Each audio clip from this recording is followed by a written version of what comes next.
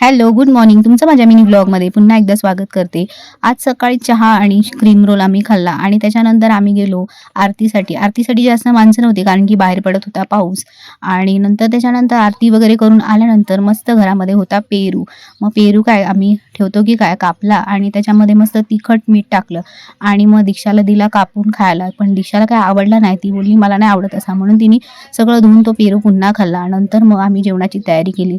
जेवणामध्ये होते चपाती आणि भाजी. मी बनवल्या चपात्या आणि जाऊबाईंनी केली होती भाजी. नंतर चपाती भाजी वगैरे झाल्यानंतर आम्ही घेतलं जेवून. नंतर रात्रीच्या प्रसादासाठी आम्ही बनवला शिरा. कारण की दीक्षा म्हणाली, "मीच बनवते आज शिरा" आणि दीक्षाने बनवला शिरा मस्तपैकी. आणि प्रसादाचा शिरा म्हटल्यावरती खूप छान होतो. कितीही बनवला तरी खाऊसा वाटतो.